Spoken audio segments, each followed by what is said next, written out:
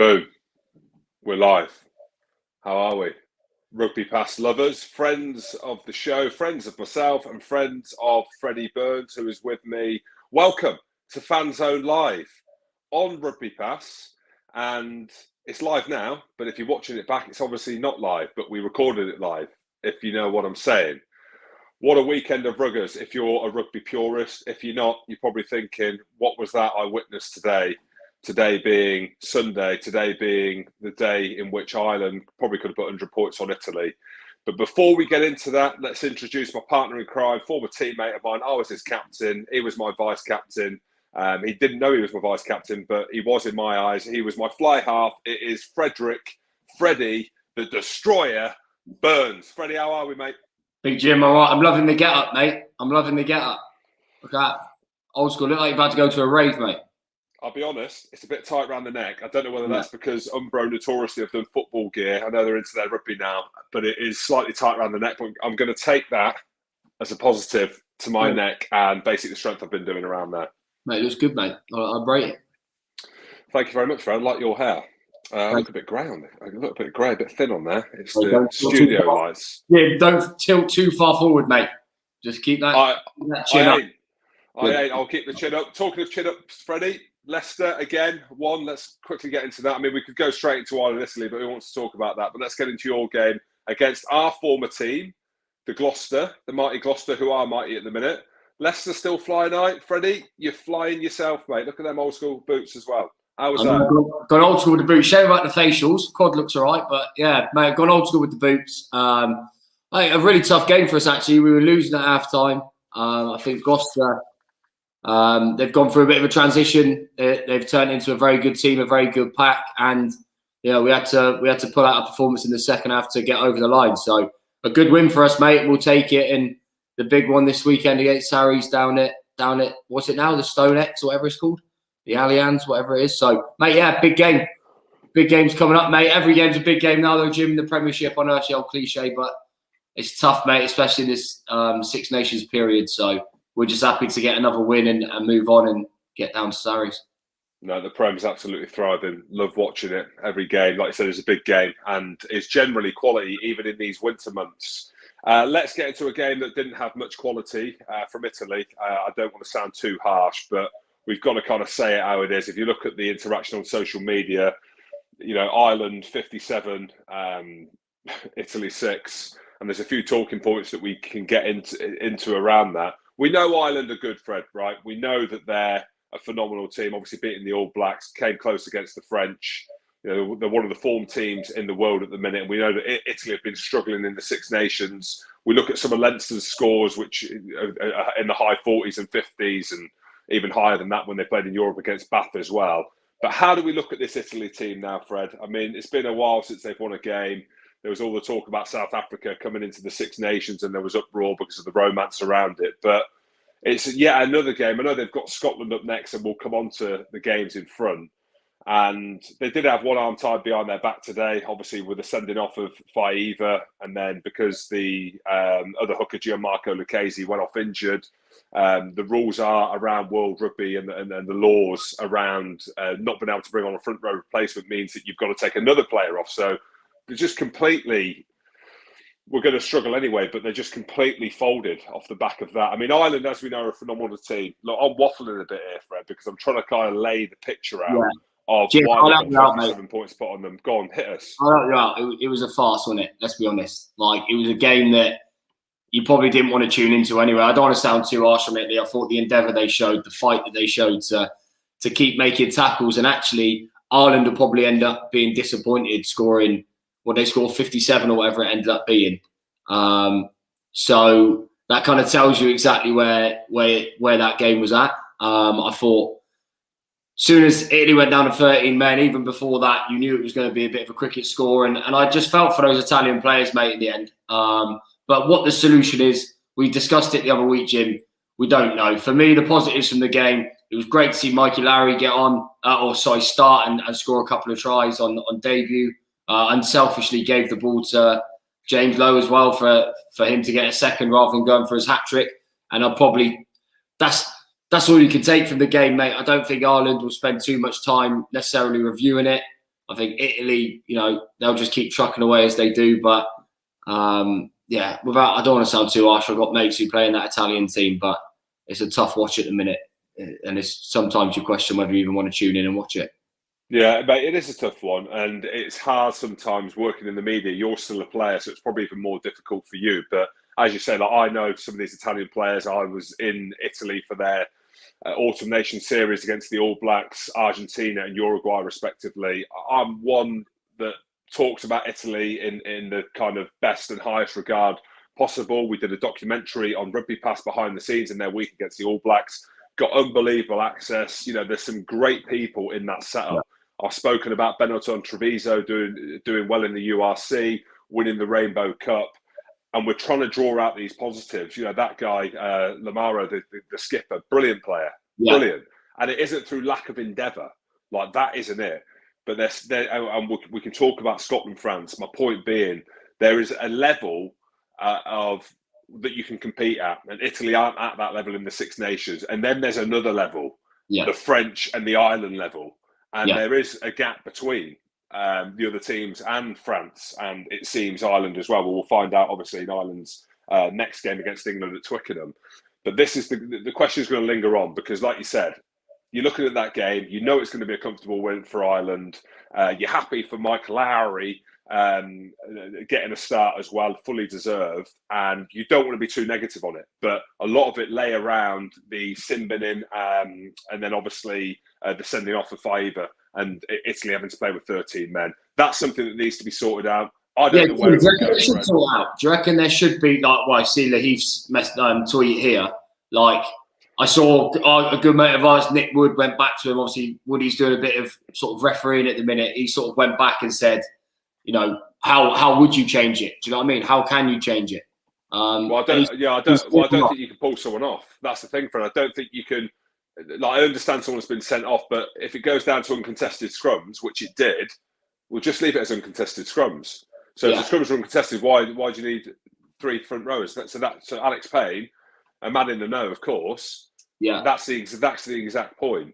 You're being punished for not being able to bring on a replacement front rower to do the scrums, even though they're uncontested, and that's the farcical part to it because Gianmarco Lucchese went off injured as well, so he couldn't come back on. So it's a double whammy. You're saying keep 14 on the field, but just still go uncontested scrums.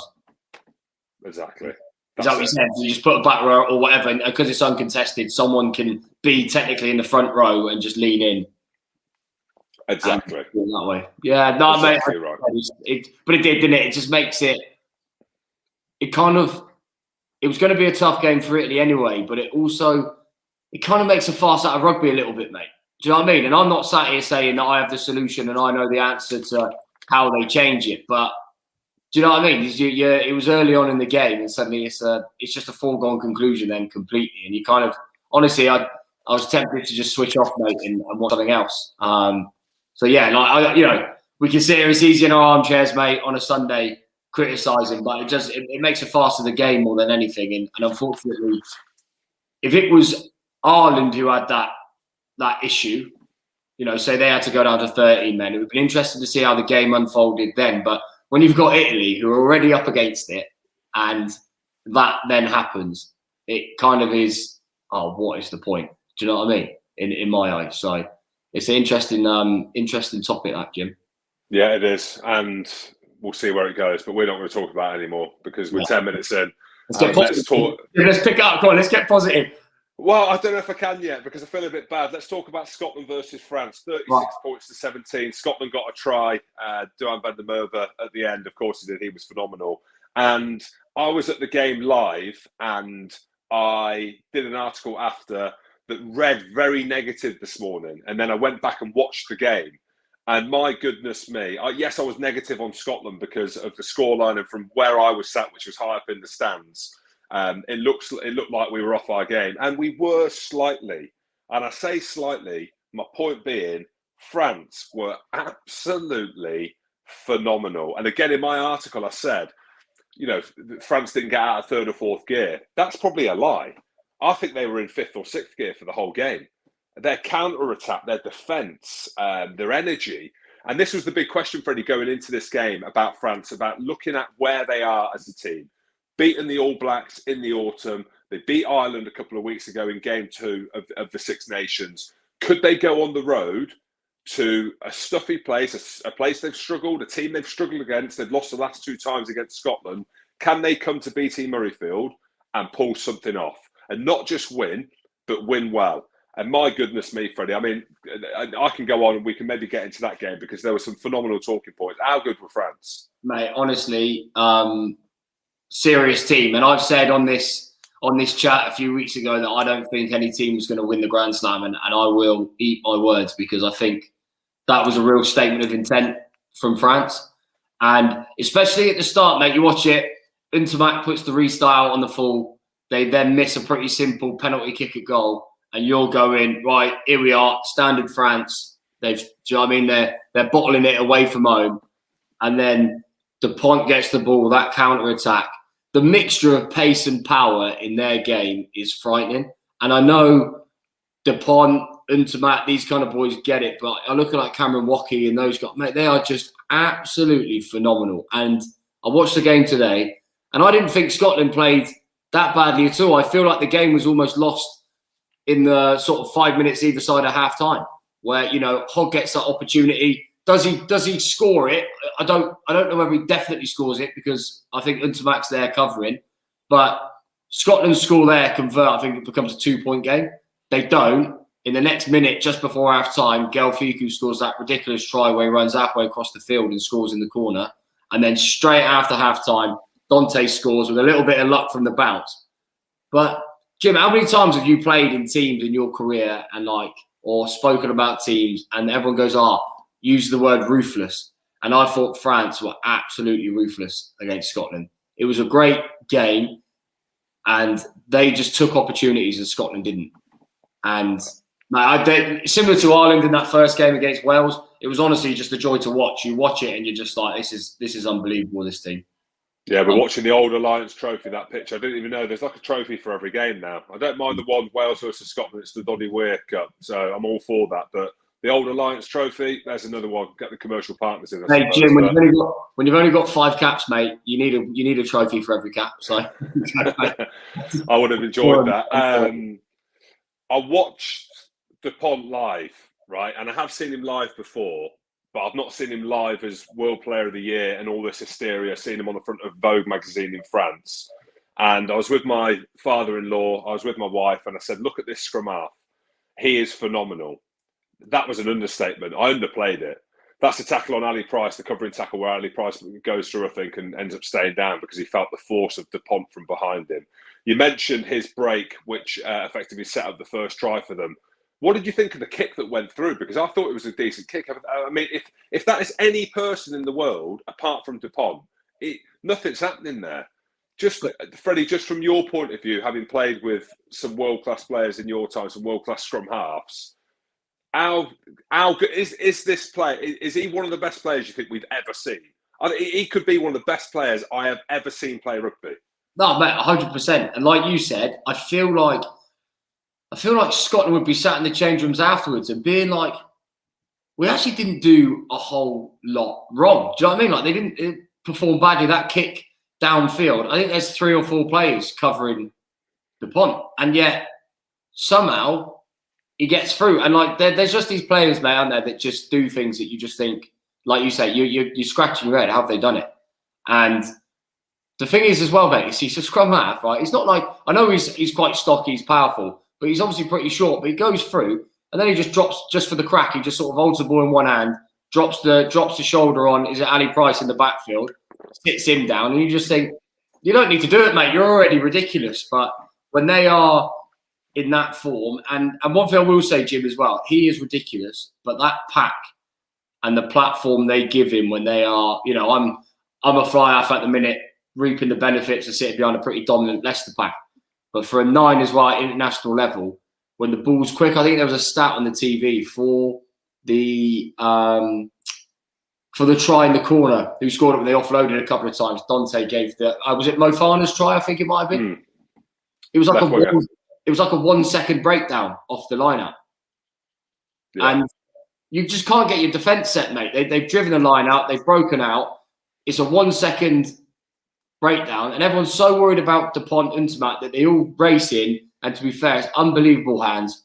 Great cover defence from Scotland, but then the old French offload, they score in the corner. So if you're Scotland, you are scratching your head thinking, you're almost thinking, how'd you beat them, mate? Because you would have planned all week, Fred. That's the thing. And that's probably where I feel like I've been a bit harsh on Scotland, because I spoke to a couple of the lads in the week, Stuart McAnally, who played hooker, spoke to Blair Kinghall, did an event with them. And you could see mentally they were ready. And you know exactly what you've got to do. And this will probably go forward to the next game against France versus Wales. You know what you've got to do. You've got to try and stop them on game line. You've got to slow their ball down. And you've got to be in their faces. You want them to revert back to the old school French type, which is they just shoe away from anywhere. But you nailed it on the head there. The speed of breakdown, and we saw Rory Darge, who I thought was absolutely phenomenal on his test start debut. I thought he was amazing. But when you look at it, it's like, how do you stop? The bells are going off in the house. Maybe that's the French people coming round because they're on here hearing me love it. I just don't know how you do it. And we spoke about that with the try that Cyril Bai scored against Ireland, where he went through and ran through Peter O'Mahony. And let's name drop them. So you got Cyril Bai, unbelievable athlete with ball in hand. Marchand as well at hooker. Antonio as well at tight head prop. And then you've got Wookie, you've got Willemse, who scored that try. And you can just see the waves coming. And we've not even mentioned Gregory Aldry as well, who was phenomenal again. And you put Dupont in the middle of that. I'll go back to my point. I feel harsh on what I've said about Scotland, because looking back at that game, there wasn't a huge amount, and there was people around me, excuse me, that were moaning and kind of jeering with Finn when there was a couple of mistakes. He's trying to put the kick through. And you'll know as a fly half, Freddie, against France and the way that they defend, and this comes on to what I want to talk about, is their defence. You've got to try and get the ball into the very outside edge. We saw Wales score a brilliant try in the corner. I think it was Josh Adams on that left side. Great pass by Williams to put him in there. You could see Scotland were trying to get out there, but what was happening there? The defence was so good coming up on the outside, forcing them back inside the French defence, and then they're all over the ball. And that's why Scotland were getting turned over to the cows come home in that game. They just couldn't do anything. Damned if they didn't, damned if they don't. And I felt for Finn because he got subbed off, and you could feel and you could see it was a bit flat. I think as well is we've just spent however long rattling off world-class, world 15 players that are in that French team. And that's what Scotland don't have at the minute. It's not a slight on Scotland at all. But when you play Scotland, you're like, right, if we can just, even if we get parity up front and then we can stop Finn Russell, or we can take away Finn's options, you're pretty far along the road of beating Scotland. And to be fair to Finn, he chucked a few lovely passes out there. The kicks in behind, they're tough. You're feeling a lot of pressure. The line speeds come in. Sometimes you need to turn and put them in behind, especially with like the goal line dropout rule and stuff like that. Now, when you're in those attacking zones, it's not a bad option to stick it through. But I think where Scotland will be disappointed will be, they had a couple of opportunities. There's one, Van der Merwe on the left, just overruns it a little bit, drops it. Does he score it? You're not going to say it's a definite try, but there's a chance there with a player of his quality to get in. And then obviously the Hogg one just before half time, I think is the big one. Which on that one there, I can ask you that because Benjamin's just put something up saying Scotland are shocking, which I think is a bit harsh. When you look at the results that have gone by, but I get it. I get why some people would say that, and there was a feeling amongst the crowd, especially with that moment where Hoggy drops that ball. Obviously, Chris Harris goes through, and it's a great build-up to the try. It's off the back of Duhan van der Merwe's break, and you're thinking you could feel the energy. And I don't know, Freddie, you might be better placed than me. I mean, Chris Harris got subbed after that. I mean, he didn't come back on at half-time. I think Mark Bennett came on. But was that the right option to go to Stuart Hogg, or should he went for the closer option? Because for me, and again, this isn't because I'm mates with Hoggy or I like Hoggy more than Chris Harris. I like them both. I think Chris Harris is phenomenal. I was pushing him for the British and Irish Lions. But for me, it felt like that wasn't the right pass to Hoggy. And that's maybe why he dropped it. I don't know whether he was expecting it. You tell me what you got from that pass. It's hard for me to sit in, mate, because you're talking to a 10 who just loves to chuck a long ball, mate. Literally loves it. But when I watched it, I felt like Untimac had already gone. He was already sort of hips return going, and he had Ali Price in support. And then I think it was the prop. Is it Schumann at the prop? Was there. You're obviously not going to chuck it to your prop on a counter-attack, let's be honest. But you're always looking for your 9, aren't you? But you're always looking for your 9. So I reckon, in hindsight and sitting in now and being an armchair critic, I think he could have gone a bit harder and just taken the space a little bit more and forced. I reckon if Untimac was already gone, I reckon he sits down the back row who was in the backfield, and probably the short ball, Ali Price probably scores. But in those situations, he's got that ball on a switch from Van der Merwe. He's got Hogg, arguably Scotland's best player over the last however many years, and a world-class finisher. And he's probably thinking, right, I'm going to give him the ball in 20 metres of space to score. The problem is the ball dropped, like the ball dipped on Hoggy a little bit. He'll still want to catch it. A player of his quality should catch it. But when you're running at full pelt, it's a difficult catch, that. But I do think in hindsight, Chris Harris might look back and think that he could have carried it a little bit further, or just maybe played the short option and I asked a little bit more of the French defence. But that's a key moment in the game. Because I think, what was it then? 19-10 was it at that point? Suddenly you score that, convert it. It's 19-17 going into half time, and you're actually probably talking about the fact that Scotland weathered the early storm from France and have fought their way back into the game. And the French probably go in, well, not this French team, but some teams would go in and they'd be a little bit apprehensive, thinking, right, actually, we're on the slide a bit here. Do you know what I mean, Jimmy? We've all been in those. No, absolutely. And that's the thing. And as you know, Freddie, at the very top level, I mean, I don't play now, obviously, long time retired. But you'll know, playing in these high-pressure games against the very top-level teams, and as Leicester will go through into the knockout stages and where they get to in Europe, you don't get many opportunities against the best teams. And that's the thing. I think against the teams below the very best teams in the world, you might get away with missing a couple of opportunities. But against a team like France, with how good they are at the minute, you get that one opportunity, the energy, the line break, that open space. We've got to have the ability to take that. I mean, I'd be an absolute horror show in that circumstances. Even at my very peak, I wouldn't have been able to throw that kind of pass. You need to try and drag France into the arm wrestle. And I think if they put one of those opportunities, either the Van der Merwe one or the Hogg one, away, you potentially drag them in. But instead, they score, don't they? They score the Fiku try just before half time as well. And suddenly they come out at half time and no decision's a bad decision, because they can keep Scotland at arm's length, even if Scotland did come back and score an early try in that second half, you're still backing France to keep them at arm's length. As it unfolded, Dante scores, and suddenly there's a lovely little buffer.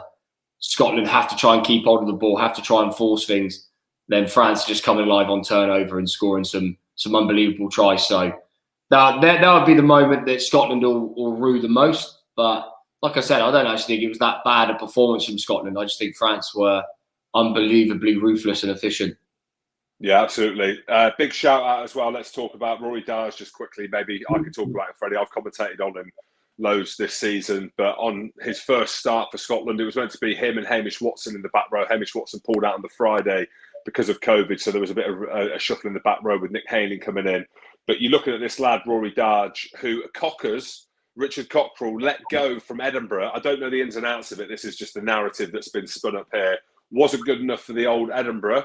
Went over to Glasgow, and then I'm watching this lad, and without drawing comparisons to other players in his position, in his country, he looks like a young Hamish Watson, and he was absolutely phenomenal. Got a try yesterday, got 2 or 3 turnovers, carried like an absolute bull. So in the face of adversity, and again, I'll put it out on a tweet and people beg to differ, but apart from Dupont, Rory Darge for me was the best player on the field. So there are... Oh, mate, he's 22, I think. Yeah, mate, that's the thing is now, the good thing is for Scotland is you got these players coming through that are a bit, do you know what I mean, a bit younger. Like, I think he was, I watched him, obviously, I watched the game early today because I was playing yesterday. Mate, he was unbelievable.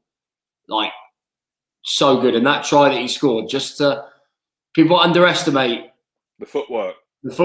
And like against a big French pack as well, he made it look easy to have that little bit of footwork and then bump over someone and score. So like when you see players like that, mate, he's going to be a hell of a player for Scotland going forward for the next few years. Yeah, he really is. So how Scotland play at the Aviva will be a good guide as to where Scotland are. That's a good point, David. We'll come on to that actually about. Well, let's talk about it now because we can move on to the England-Wales game after, which I thought was a good game. A lot of people didn't, especially the first half was poor. But Freddie, not that you're going to have a huge opinion on this, being an Englishman and me being one of the Scotland greats, my Uncle Hamish said, but Scotland have got to go to Rome in a couple of weeks to play Italy. As we know, especially off the back of this game against Ireland, you talk about desperado. I don't know how you say desperate in Italian, but it might sound like desperado. I mean, can Italy beat Scotland? I can give you the answer. I don't think that they can. But I don't think you can base how good Scotland are based on that game against France, is what I'm trying to say. We should have beaten Wales. Arguably, we lost by 3 points. We were good enough to beat Wales, and we didn't even fire a shot, is what I'm saying. We beat England. We know we need to be better, or Scotland need to be better as a nation. Do you see that going any other way? And then we can maybe just touch on, do you see Scotland beating Ireland? Just give us a snapshot. So Jim, Italy first up for Scotland, then Ireland. Right, so here's the thing.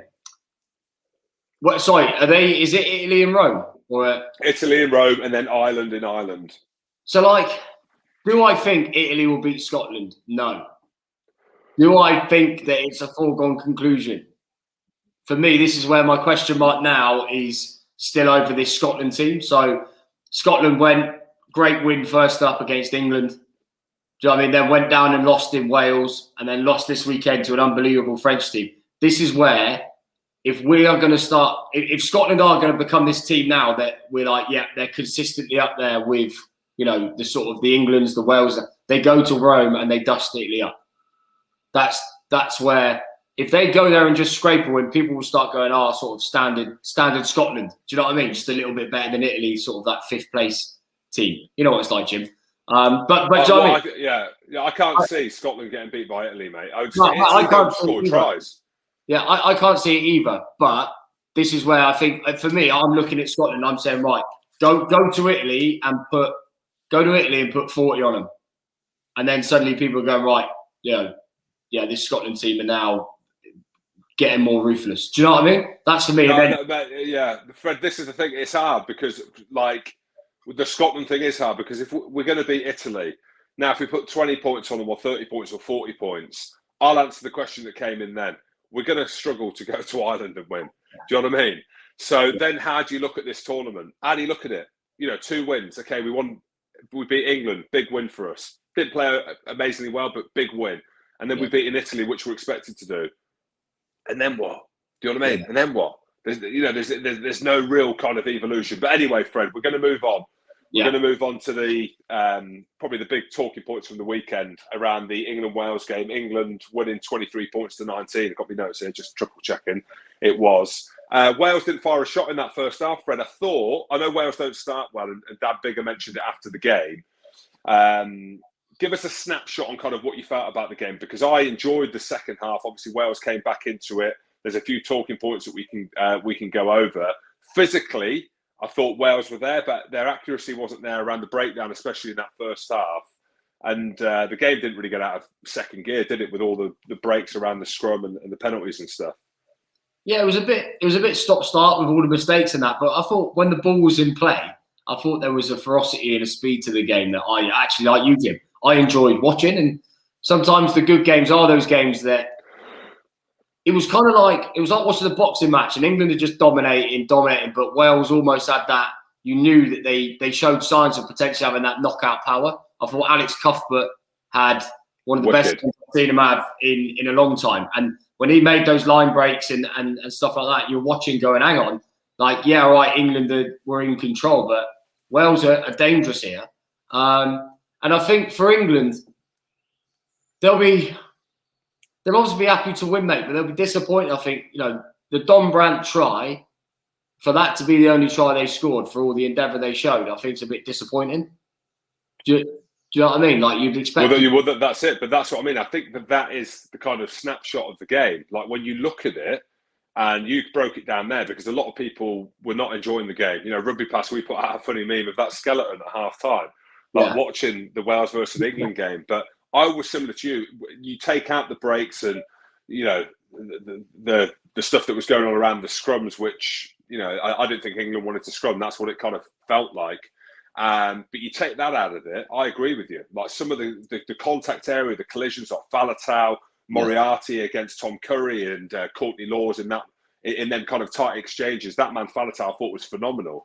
I think the contact skills and the kind of tactics around that, some of the kicking that we saw, Slavy's 50-22 was phenomenal. Some of Dan Bigger's kicks were quality as well. I thought Liam Williams, Josh Adams and Cuthbert were brilliant in that back line.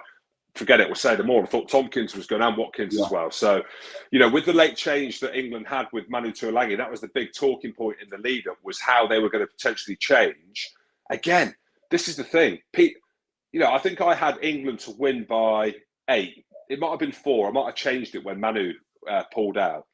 But Wales aren't that far away, are they? And we'll talk about England and where England go from here and how they're playing at the minute. But I thought Wales, they look good. And with that try, you mentioned it there, and I've put a tweet out that people ain't happy about.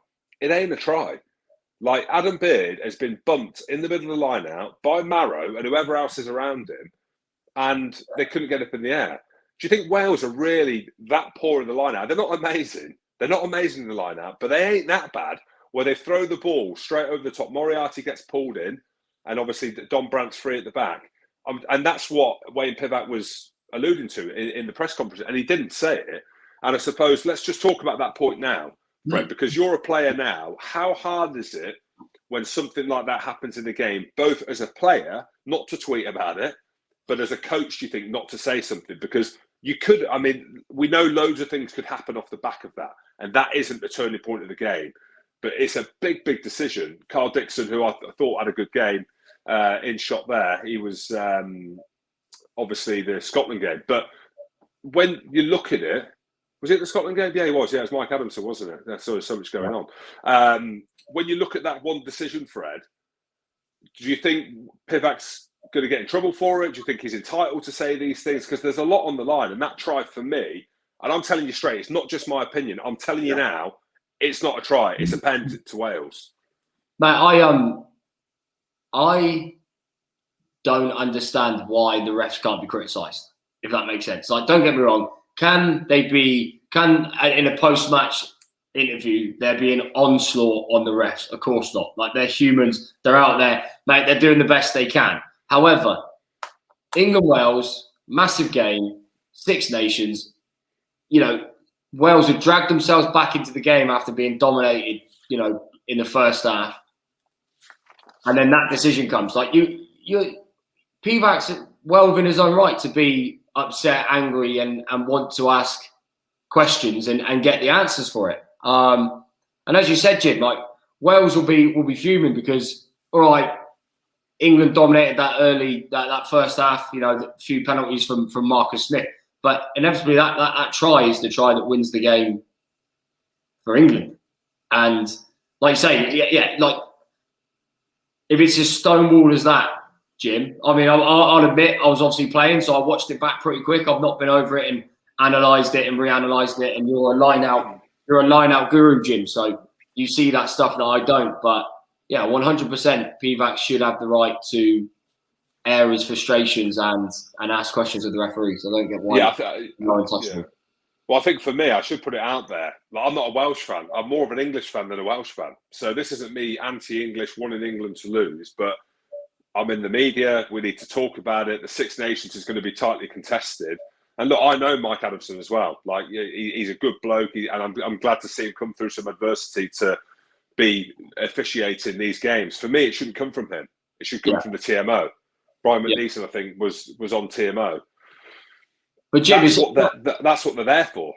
But Jim, it's that thing as well where, like, it's just explaining your decision. Like, no one's saying, do you know what I mean? Like, it's not a witch hunt. We're not there. Do you know what I mean? No one's against the referees. We want to see him do well, have a good game. And on the whole, I thought he did have a good game. But in those situations, like, it's a huge game, mate. It's a huge moment in a huge game that, and I agree with you in terms of the TMO is the one who should come in and, let's just have a look at that. They'll have a look at something for the most minute reason.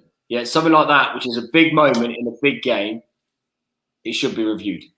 What do you think about this, Fred? What do you think about, because we always talk about the ref. It's not just in rugby, it's the same in football. You know, I was watching the boxing last night. I mean, it was a horror show in boxing in terms of going to the scorecards and the referees around that. Always talking about it in sport. It's the easy way to go. It's the easy way to point in the direction. You know, yes, you'll say, I want to look at myself, I want to look at that.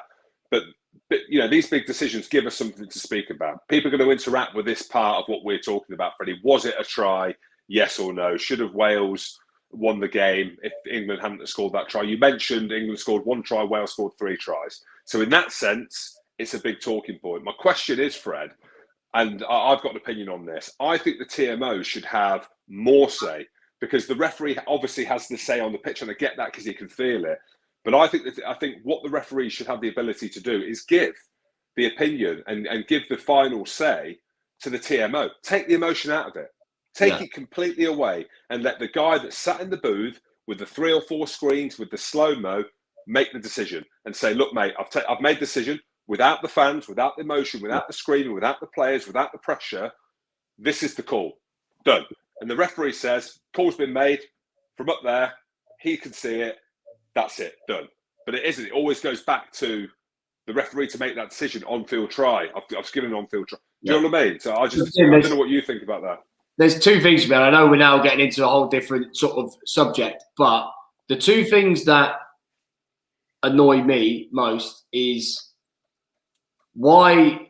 So this is not in this instance, but why the referees have to run 100 meters down the pitch to look at the screen, because the TMO is like, oh, I want you to check. Why, like you say, why can't the TMO say what he's seen? Okay, and just have that as the decision. Okay, and also then when a referee makes his decision, and rather than the TMO coming in going, oh, no, he's been taken out of the line, it's a penalty. The TMO comes in and goes, oh, I think you should just review that again. I think you should just review it again. So he's kind of saying, no, you've missed something. Well, just tell him that you missed something. Do you know what I mean? Just tell him, look, my opinion is I think he's been taken out. And then the referee goes, oh, yeah, I probably agree with that. Or they do it NFL style, mate, where the referee actually just goes to the, like you said, this is too long-winded, mate. But like you said, the TMO should either come in with a definitive answer, or the referee should be able to go and watch it with the TMO on his own on like a screen on the side. Do you know what I mean? And then make the decision. I just think there's too much being missed at the minute, which is making it frustrating, because England probably deserved. I thought England deserved to win. Obviously, first half more like they were dominant in the first half. I felt England deserved to win, but not in that manner with a try like that, if that makes sense. Well, I think you've nailed it on the head there, and we'll finish on that. That there's too much missed. Is that what you said, Freddie? Was that your line? Yeah. I guess that's what I'm saying. There's too much like grey area, and it's almost like they're talking in riddles to each other, the TMO and the ref. Just be like, don't let anyone hear what the referee's saying until he explains his decision. Yeah. Do you know what I mean? Like, on the flip side of that, I do like seeing it on the big screen and the hysteria. Do you know what I mean? So who knows? I'm such a flip-flopper. I'm such a flip-flopper on that. Fred, let's talk about your teammate, former teammate of mine, Ben Youngs. 115 caps, has now passed the great Jason Leonard. We saw him there with his kids on the pitch. We saw the standing ovation. I'm sure he was frustrated not to have get the start. Big shout out Paul Williams, loves it on Twitter. I follow him, he follows me. And he said it there, an amazing achievement for Ben Youngs, from Ben Youngs, for Ben Youngs. But I mean, 115 caps, my goodness me, for one of the best teams in the world. How good, Fred? Mate, honestly, it's a ridiculous achievement.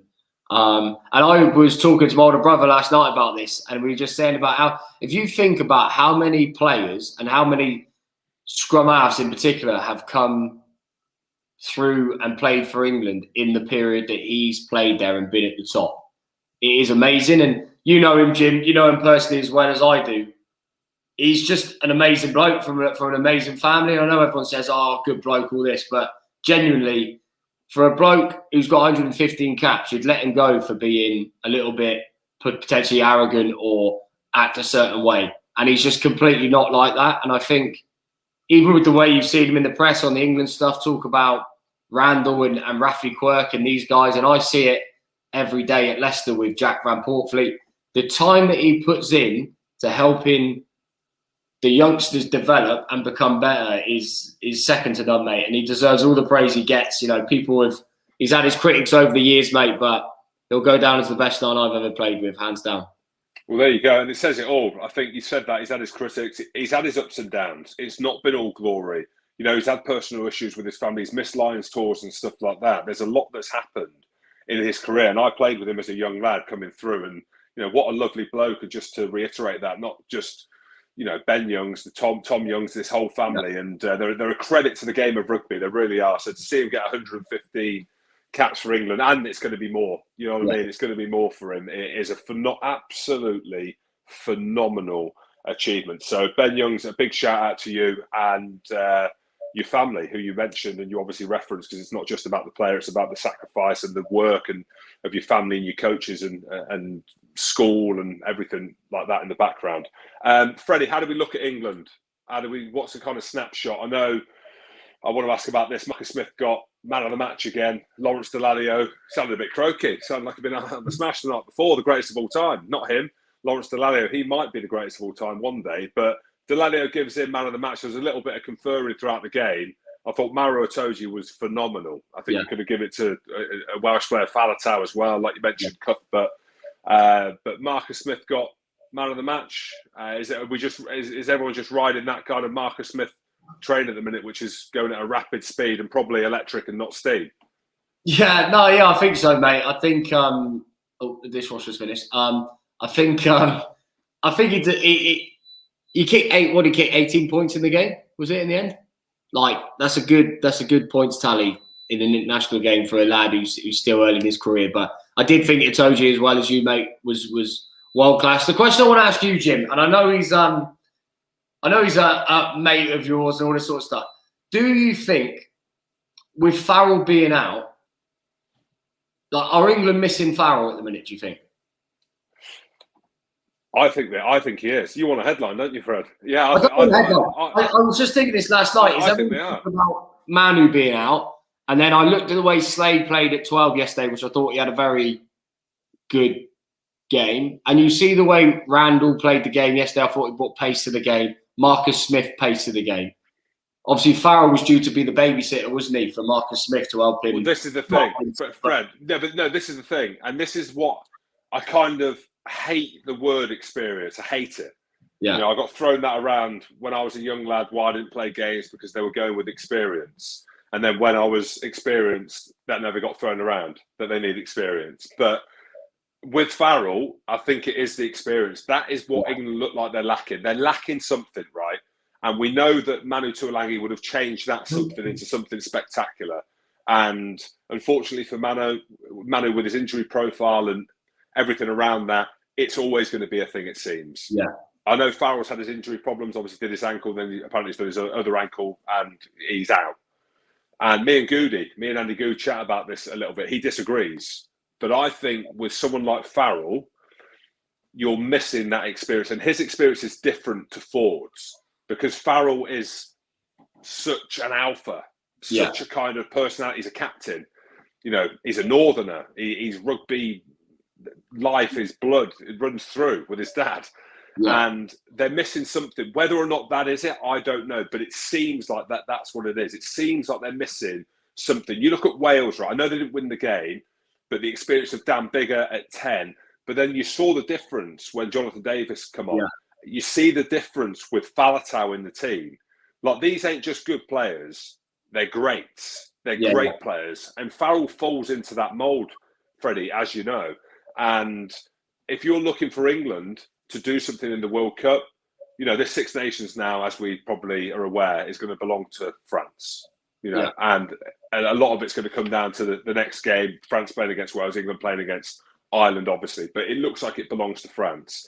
So you look at England, they could come out of this. It's a good tournament. They've blooded some youngsters. Marcus Smith's got a decent run.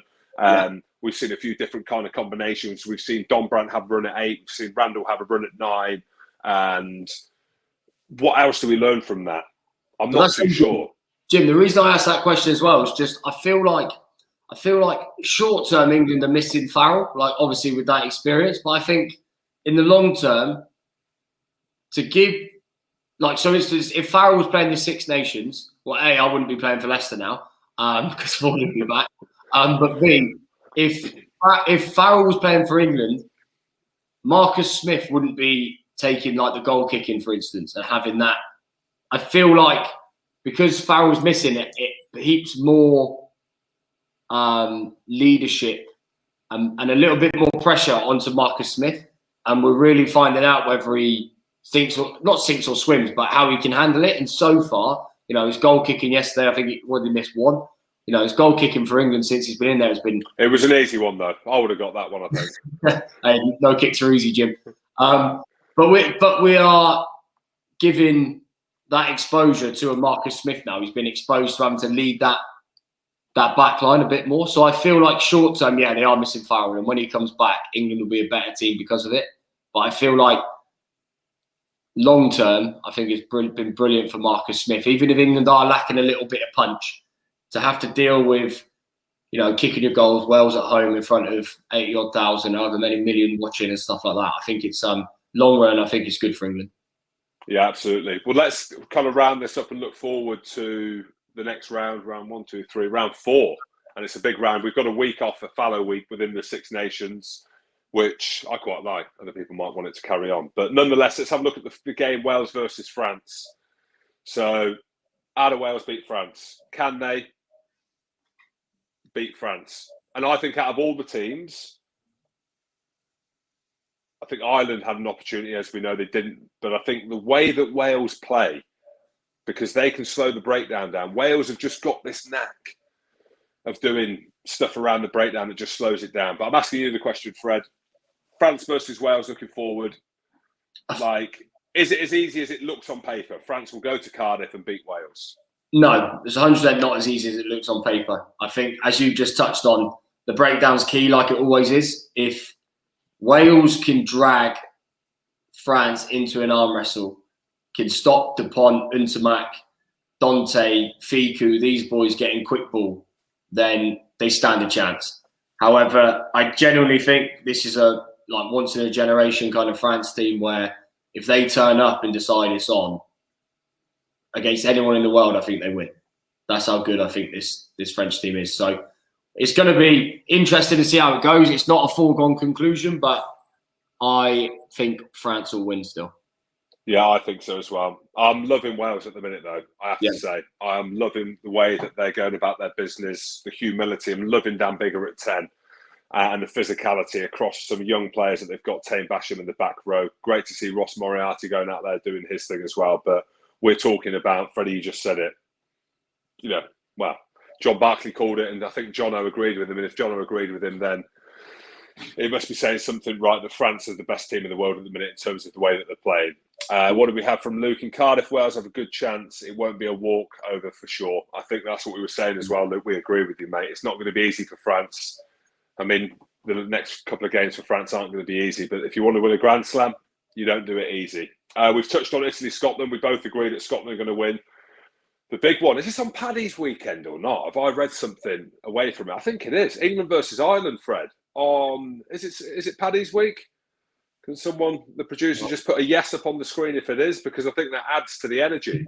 But Freddie, England versus Ireland. We're talking about Ireland, who have only really been tested once in the game that they lost against France. And they're going to England, a place in which they know well, obviously. Mate, I think it's a tough one to call, Jim, because I do. It is a hard one. It's a hard one to call. And again, without putting too much pressure on him, mate, because I want to take the pressure off him. If Manu is fit, I don't know how serious his injury is, whether it was just a little tweak or whatever. If Manu's fit and he's in that back line, England's chances go up. My worry is that Ireland at the minute, a little bit similar to France, but that first game especially, well, and the second game against France, but the first game against Wales, when they matched their power game with an incredibly accurate short passing game. If Ireland get that game up and running, I think England might struggle, just because I feel like when they miss Manu, they just miss a bit of physicality, a little bit of punch in that back line. Whereas I think Ireland, if I don't know if Bundyaki will be back fit, but whether it's Henshaw, those boys, they've got good power and good punch. So it's a hard. I don't know. As an Englishman, I think England will pip it at Twickenham, but it wouldn't surprise me if Ireland go on and win. It depends if they're allowed to get their game up and running, Ireland, but it'll be a hell of a fixture. Well, my producer just told me in my ear that it isn't on Paddy's Day, so that's making me think they might struggle. But I don't think they will struggle. I'm the opposite to you, and the quarter English in me is outweighed by the half Celt in me with Ireland. I just think the way in which the tournaments fell for them in terms of having that game against France, they know that they would have beaten Italy, and the week off, which England have as well, obviously, leading into this game. I just think the way that Ireland play, they look complete. They look the complete team, even with Carberry at 10 now. And England, we just spoke about it. They're lacking something. Scrum isn't functioning overly well. Like, it's okay, but it's a little bit kind of bitty. You know, the discipline sometimes is a little bit off. It was better against Wales. Like, Mara was on the right side of the referee. They look better with Don Brandt at 8. I think, in my opinion, they look better with Courtney Laws at 6. But in terms of the overall game and the way that, you know, Leinster have been playing, I know we always throw that into, but we have to, the way that Ulster have played, and the physicality similar to the way that France play. And remember, there was nothing in it really in that France-Ireland game. You know, Ireland would have kicked to the corner. Who knows what would have happened? But they ran France close in Paris, in which was a monumentally big game for France. So that makes me think Ireland are better. My point being, at the minute, Ireland are the better team. Yeah. And it goes into that week. Can they beat England? Well, we're talking about, you think England potentially win. I think Ireland will potentially win. But then that takes us into the final weekend of the tournament, does it? Where Scotland needs to go to Ireland, in Ireland at home. And obviously the France-England game, which is going to be absolutely huge. So we don't want to lose all the content, Fred, in the lead up to that, but I'm going to go for, let's just round it up. Wales, France. You going France, yeah? I'm going France, yeah. Italy, Scotland. Scotland. Okay, so I agree on both them. And you go with England versus Ireland? I'm gonna go England. The only thing I will add, Jim, is I think Carberry's gone well, but today when Sexton came on for the last half an hour or so, I know it was against a 13-man Italy, but the direction and the way Ireland played just changed. So if they get that game running, I think it'll be either way, Jim. I think it'll be by 2-3 points. 2-3 points. It'll be a real close game, I think. Yeah, it will do. And I think Sexton will come back as well for that game. I think he has to. Anyway, because we love our ruggers, keep the comments coming in. Obviously, we're not live by the time that happens because we've just been live now. It's Sunday. So from myself and Freddie Burns, from everyone at Rugby Pass, this is Fan Zone Live, which is live now, but it won't be live. Get what I'm saying? Of course you do. But no, it's been a pleasure to join you on the Sunday night. We've had a decent weekend of Six Nations rugby. We know that it's going to get better into rounds 4 and 5, and we'll be covering it all on Rugby Pass. And we'll be back after the games on the Sunday, this time around-ish, 5:30, 6 o'clock. So look out for all the links and stuff like that. So from myself, Jim Hamilton, my partner in crime, Freddie Burns, cheers. Have a good night.